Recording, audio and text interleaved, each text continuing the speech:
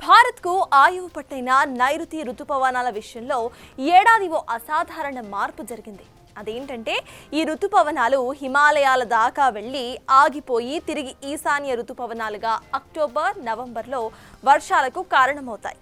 కానీ ఈసారి మాత్రం పరిస్థితులు అలా కనిపించటం లేదు. మన నైరుతి చేజారిపోయే ప్రమాదాలు కనిపిస్తున్నాయి. సహజంగా అడ్డుకోవాల్సిన హిమాలయాలు చేతులెత్తేస్తాయి. నేపాల్, భూటాన్ దాటి టిబెట్ వరకు విస్తరించాయి.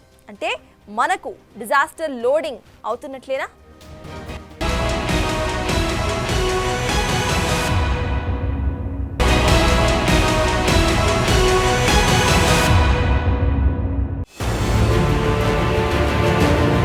ఒక్కసారి ఈ శాటిలైట్ మ్యాప్ చూడండి.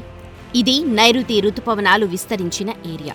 నేపాల్, భూటాన్ క్రాస్ చేశాయి, హిమాలయాలు దాటేశాయి, ఇదిగో టిబెట్ ఏరియా వరకు వెళ్లాయి. ఇది ప్రమాదానికి సంకేతమా? అతిపెద్ద డిజాస్టర్కు దారి తీయబోతోందా అంటే వాతావరణ శాఖ నిపుణుల నుంచి అవును అన్న సమాధానాలే వస్తున్నాయి. ఈ ఏడాది సెప్టెంబర్ తొలి వారంలో నైరుతి రుతుపవనాలు హిమాలయ పర్వతాలను దాటి టిబెట్ పీఠభూమికి చేరాయని సైంటిస్టులు నిర్ధారించారు. అంటే ఇది అసాధారణం, అనూహ్యమే.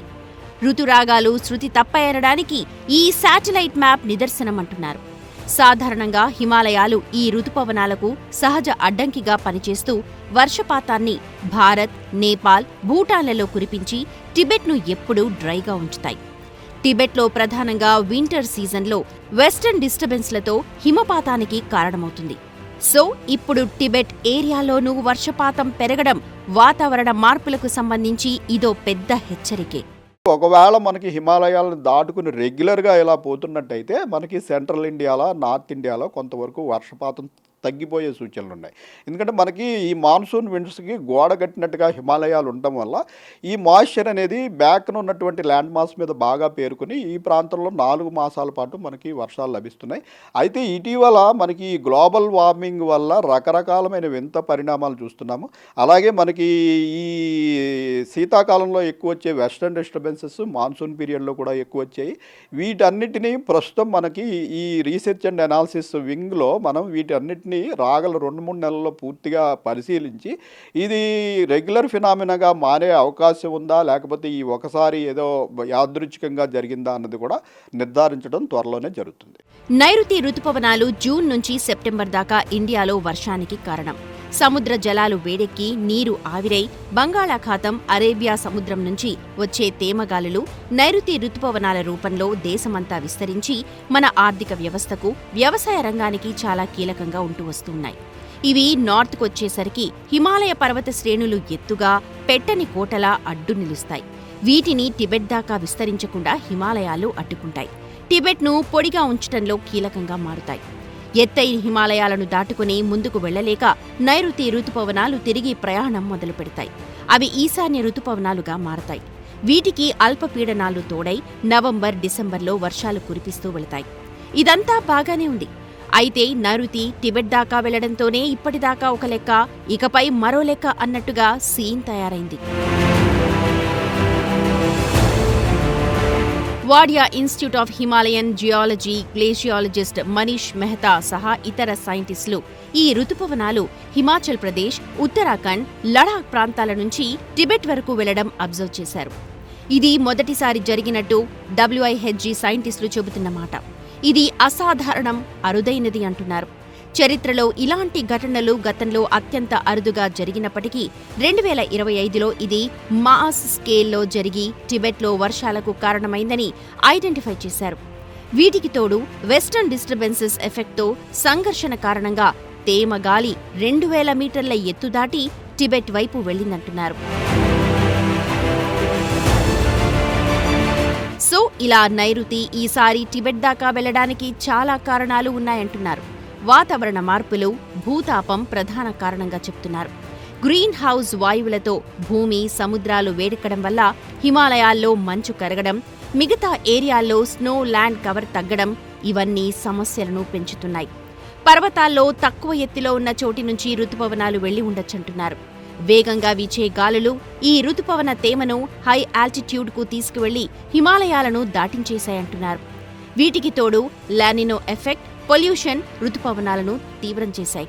Wadia institute of Himalayan geology study ప్రకారం గత 10 సంవత్సరాల అధ్యయనంలో తొలిసారి 100 మిల్లీమీటర్ల కంటే ఎక్కువ వర్షపాతం నమోదైందంటున్నారు. అలాగే ఈ ఏడాది ఉత్తరాఖండ్, హిమాచల్ ప్రదేశ్, జమ్మూ కాశ్మీర్లో 108 నుంచి 114% అధిక వర్షపాతం నమోదైంది. అయితే ఈసారి మనకి మాన్సూన్ పీరియడ్లో ఈ వెస్టర్న్ డిస్టర్బెన్సెస్ కూడా చాలా ఎక్కువ వచ్చి ఈ మాన్సూన్ విండ్స్ బహుశా వెస్టర్న్ డిస్టర్బెన్స్ తోటి ఇంటరాక్ట్ అయ్యి వీటి వల్ల ఏమవుతుందంటే కొంచెం మనకి అదే ప్రాంతంలో ఒక సబ్ ట్రాపికల్ జెట్ స్ట్రీమ్ అనేది కూడా చాలా ఎత్తులో కొనసాగుతూ ఉంటుంది. ఈ జెట్ స్ట్రీమ్లోకి ప్రవేశించిన తర్వాత బహుశా కొంత భాగం ఈ మాన్సూన్ విండ్స్ కూడా హిమాలయ పర్వతాలకు అవతల ఉన్నటువంటి టిబెట్లో కూడా ప్రవేశించాయని ప్రస్తుతం మనకి అనుమానం కలుగుతోంది. సో ఇప్పుడు సమస్య ఏంటంటే భారత్లో 80% వర్షం నైరుతి రుతుపవనాలే కవర్ చేస్తాయి. ఇవే మన ఆశ శ్వాస అన్నమాట.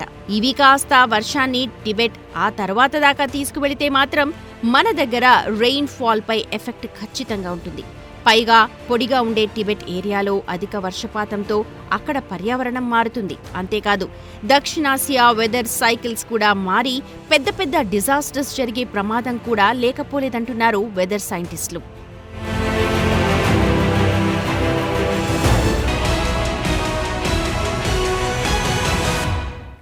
రుతుపవనాలు గాలిలో టిబెట్ దాకా వెళ్లటం శాటిలైట్ మ్యాప్లో చిన్న మార్పులా కనిపించవచ్చు. వాస్తవానికి దక్షిణాసియా వాతావరణాన్ని మొత్తం మార్చేస్తుంది అనడానికి ఇదో సంకేతం కూడా. ఒకప్పుడు అడ్డుగోడగా ఉన్న హిమాలయాలు ఇకపై దాన్ని ఆపకపోవచ్చు. అదే గనక జరిగితే ఎలాంటి ముప్పు రావచ్చు?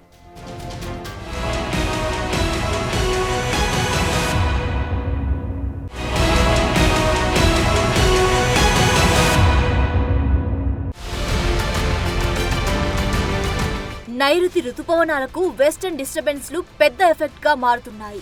ఈ రెండు గాలుల మధ్య సంఘర్షణతో గేమ్ మారుతోంది. అయితే క్లౌడ్ బస్ట్ లేదంటే రుతుపవనాలు వేగంగా హద్దులు దాటి వెళ్లిపోవడం లాంటివి జరుగుతున్నాయి. ఒక్కసారి ఈ ఏడాది జమ్మూ కాశ్మీర్, ఉత్తరాఖండ్, హిమాచల్లో జరిగిన క్లౌడ్ బస్ట్లను చూడండి. చాలా పెద్ద సమస్యలు సృష్టించాయి. ఊళ్లకు ఊళ్ళు కొట్టుకుపోయాయి. జనం చనిపోయారు కూడా. ఈ నెలంతా క్లౌడ్ బస్ట్ ముప్పు ఉంది. ఈ వెస్టర్న్ డిస్టర్బెన్సెస్ మధ్య ఏషియా, మెడిటేరియన్ ప్రాంతాల నుంచి మొదలై భారత్ వైపు ప్రయాణిస్తాయి. ఇవి సాధారణంగా వింటర్లో నార్త్ ఇండియాలో వర్షం, మంచు కురిపిస్తాయి. ఈ ఏడాది మాత్రమే ముందుగానే వచ్చి ఎక్కువ మొత్తంలో ఎఫెక్ట్ చూపడంతో చాలా వరకు వెదర్ కండిషన్స్ మారిపోయాయి. అయితే ఈసారి కొద్దిగా మనకి హిమాలయాలను కూడా దాటి టిబెట్లోకి కూడా ఈ మాన్సూన్ విండ్స్ ప్రవేశించినట్టుగా కొంత మనకి సమాచారం ఉంది. అయితే ఇది పూర్తిగా మన డిపార్ట్మెంట్ ద్వారా పూర్తిగా ధృవీకరించబడలేదు. వీటికి కారణం ఏంటంటే మనకి ఈ నార్దర్న్ ఇండియాలో హిమాలయ పర్వత ప్రాంతంలో మనకి వెస్టర్న్ డిస్టర్బెన్స్ అని ఎక్స్ట్రా ట్రాపికల్ సైక్లోన్స్ అనమాట. అంటే ట్రాపికల్ సైక్లోన్స్ అంటే మనకి ఈ ట్రాపికల్ ఏరియా ఏంటి 23.5 degrees నార్త్ లాటిట్యూడ్ నుంచి 23.5 degrees సౌత్ లాటిట్యూడ్ వరకు మనకి ట్రాపికల్ ఏరియా. ఈ ట్రాపికల్ ఏరియాలో వచ్చే సైక్లోన్స్ కాకుండా ఎక్స్ట్రా ట్రాపికల్ ఏరియాలో కూడా సైక్లోన్స్ వస్తాయి. భూతాపం, వాతావరణ మార్పుల వల్ల వెస్టర్న్ డిస్టర్బెన్సెస్ ఎక్కువగా వస్తున్నాయంటున్నారు ఎక్స్పర్ట్స్. గతంలో 4 నుంచి 6 వరకే ఈ తరహావి ఉంటే ఈ ఏడాది మాత్రం 19 దాకా ఇలాంటి సంఘర్షణలు జరిగాయి. దీంతో వెదర్ ప్యాటర్న్స్ అన్ని షేక్ అయ్యాయి. ఇవి సాధారణం కంటే ఎక్కువ. ఇందులో 3 సెప్టెంబర్ మొదటి వారంలోనే సంభవించాయి. ఈ ఎఫెక్ట్ తేమతో కూడిన రుతుపవన గాలులతో కలిసి హిమాలయాలను దాటి నైరుతిని తీసుకెళ్లాయి. హిమాచల్, ఉత్తరాఖండ్, జమ్మూ కాశ్మీర్, లడాక్ వంటి చోట్ల క్లౌడ్ బర్స్ట్లకు దారితీశాయి. గ్రీన్ హౌస్ గ్యాసెస్ భూమి ఉష్ణోగ్రతను పెంచుతున్నాయి. ఈ వేడి కారణంగా హిమాలయాలు, టిబెట్లలో మంచు కరుగుతో వస్తోంది. దీంతో రుతుపవనాలు ఈ ఏరియాల్లో అడ్వాన్స్ అవుతున్నాయి. తేమ ఈజీగా పర్వతాల పైనుంచి వెళ్లేలా చేస్తున్నాయి. అయితే ఈ నైరుతి టిబెట్ దాకా వెళ్లడానికి హిమాలయాల్లోని కొన్ని తక్కువ ఎత్తులో ఉన్న రూట్లు ఉండి ఉండొచ్చని, అందుకే అవి అక్కడి దాకా వెళ్లి ఉంటాయని కొందరు సైంటిస్టులు నమ్ముతున్నారు. వీటిపై మరింత స్టడీ అవసరం అని చెబుతున్నారు. గత కొన్ని శతాబ్దాలుగా నైరుతి రుతుపవనాలను అడ్డుకున్న హిమాలయాలు ఇప్పుడు చేతులెత్తేస్తున్నాయి. ఇది దక్షిణాసియా వాతావరణంపై తీవ్ర ప్రభావాన్ని చూపుతుందంటున్నారు. నిజానికి టిబెట్ తక్కువ వర్షపాతం కలిగిన ప్రాంతం. ఋతుపవనాలతో భారీ వర్షాలు అక్కడికి క్రమం తప్పకుండా చేరుకోవడం మొదలైతే గనక అక్కడి పర్యావరణ వ్యవస్థ అంటే మొక్కలు, జంతువులు, నీటి వనరుల తీరు మారవచ్చంటున్నారు. మన దేశానికి నైరుతే ప్రధాన దిక్కు. భారత్లో 80% వర్షపాతం ఋతుపవనాల ద్వారానే కురుస్తోంది. ఇది వ్యవసాయానికి, మన ఆర్థిక వ్యవస్థకు చాలా కీలకం. ఈ వర్షపాతం హిమాలయాలను దాటి టిబెట్ కు వెళ్తే మన దగ్గర వర్షపాతం తగ్గవచ్చు. ఇది వ్యవసాయం నీటి లభ్యతను ప్రభావితం చేస్తుంది. ఇదొక్కటే కాదు, నైరుతి ఋతుపవనాలు మున్ముందు ఇలాగే టిబెట్ చేరుతూ అక్కడ తరచూ వర్షాలు కురిపించడం మొదలు పెడితే గ్లేషియర్స్ లోని మంచు కరగడం, నదీ ప్రవాహాల తీరులోనూ మార్పులు జరగడం ఇవన్నీ కామన్ అయ్యే ప్రమాదం ఉంది. సమస్యలు పెరుగుతాయి. తాగునీటి కటకట పెరిగినా ఆశ్చర్యపోనవసరం లేదన్న వాదన కూడా ఉంది. నిజానికి నైరుతి ఋతుపవనాలనే నమ్ముకొని మనుగడ సాగిస్తున్న దేశం మనది. ఏదో ఒక సీజన్ లో ఋతుపవనాలు ముఖం చాటేసినా తర్వాత సంవత్సరంలోనైనా మంచి వానలు పడకపోతాయా అని ఆశగా ఎదురు చూస్తారు మన రైతులు. మరి అలాంటి నైరుతి ఒక్కసారి హిమాలయాలు దాటి టిబెట్ దాకా వెళ్లాయంటే ఇక వెనక్కు తిరిగి రావు. ఎందుకంటే హిమాలయాల కంటే పెద్ద అడ్డుగోడలు లేవు. అదే గనక జరిగితే ఈశాన్య ఋతుపవనాలు అనేవే ఉండవు. మనం వాటిని మర్చిపోవాల్సిందే. ఒకవేళ కొంత భాగం తిరిగొచ్చినా తేమలేని బలహీన పవనాలతో కురిసే వర్షాలు కలిగే ప్రయోజనం అంతంతే. సో నైరుతి ఋతుపవనాలు అటే వెళ్లిపోతే ఒక్క భారత్ పైనే ప్రభావం కాదు, హిమాలయాల్లో ఫ్లాష్ ఫ్లడ్స్, కొండచర్యలు విరిగిపడ్డం, పర్యావరణానికి ముప్పు ఇలాంటివెన్నో రిస్కులు ఉంటాయి. టిబెట్ లో క్రమం తప్పకుండా వర్షాలు కురిస్తే అక్కడి పొడి వాతావరణం మారవచ్చు. ఇది హిమానీ నదాలు కరగడం, నదుల ప్రవాహాన్ని ప్రభావితం చేస్తుంది. సో ఈ ముప్పులతో జాగ్రత్త పడాలంటే వెదర్ సైంటిస్టులు ఈ మార్పులను అర్థం చేసుకునేలా, భవిష్యత్తును అంచనా వేసేలా కొత్త వెదర్ మోడల్స్ ను సృష్టించాలి.